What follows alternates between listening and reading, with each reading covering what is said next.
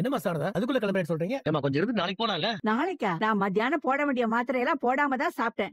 வீட்டுக்கு போய் முதல்ல மாத்திரை போடணும். அதனால என்ன, மாத்திரை இங்க லோக்கல்ல கூட வாங்கிக்கலாமா? பரவாயில்ல, இருக்கட்டும். நாங்க இன்னொரு நாளைக்கு வரோம். விசேஷம் பண்ணுங்கிற விஷயத்தையே உங்களுக்கு லாஸ்ட் மினிட்ல தான் சொல்ல முடிஞ்சது. எங்க வார்த்தையை மதிச்சு ஒரே ராத்திரியில இத்தனை வகையான சாதங்களையும் பண்ணி அவையவே நடிச்சிட்டீங்க. தாத்தா சொன்ன மாதிரி இதெல்லாம் நீங்க எப்ப பேசுனீங்கன்னு கூட எனக்கு தெரியாது. இதெல்லாம் எனக்கு முன்னாடியே தெரிஞ்சிருந்தா உங்களுக்கு இவ்வளவு கஷ்டம் கொடுக்க வேண்டாம்னு இந்த ஃபங்க்ஷனே நான் வேற நாள் வைக்க சொல்லிருப்பேன். ஆனா எனக்கே இவங்க சர்ப்ரைஸ் கொடுத்துட்டாங்க. வெரி சாரி அத்தை. ஐயோ மாப்ள, இது நாங்க நடத்தி கொடுக்க வேண்டிய விசேஷம். இதுக்கு போய் நீங்க எதுக்கு சாரி சொல்றீங்க? நம்ம எல்லாரும் இப்படி சேர்ந்து இருக்கும் போதே என் மனசுல இருக்கிற விஷயத்த உங்ககிட்ட சொல்லிடுறேன். இந்த தீபாவளியை நம்ம எல்லாருமே ஒன்னா சேர்ந்து செலிப்ரேட் பண்ணணும்னு நான் ஆசைப்படுறேன். உங்க கொடைக்கானல் வீட்டுல இப்ப யாருமா இருக்கா? யாரும் இல்ல தாத்தா, இப்போதைக்கு வீடு பூட்டி தான் இருக்கு. இப்ப கூட ரீசெண்டா அந்த வீட்டு வச்சு ஏதோ பிரச்சனை வந்துச்சுன்னா கல்யாணி சொல்லிட்டு இருந்தா. திடீர்னு ஒரு நாள் அந்த வீடு என்னோடதான்னு பசுபதி ஒரு நாள் பிரச்சனை பண்ணி பெரிய ரகலை பண்ணிட்டான். இவர் தான் அந்த வீட்டை எங்களுக்கு மீட்டு கொடுத்தாரு. இப்பவும் வீடு சும்மா தான் பூட்டி கிடக்கு. பேசாம வீட்டை வித்துடலான்னு எல்லாரும் பேசிட்டு இருக்காங்க. நான் அந்த வீட்டை ஹோம் ஸ்டே மாதிரி மாத்திடலாம்னு நினைச்சேன். ஆனா கங்காவும் யமுனாவும் அந்த வீட்டை வித்தே ஆகணும்னு பிடிவாதமா இருக்கா.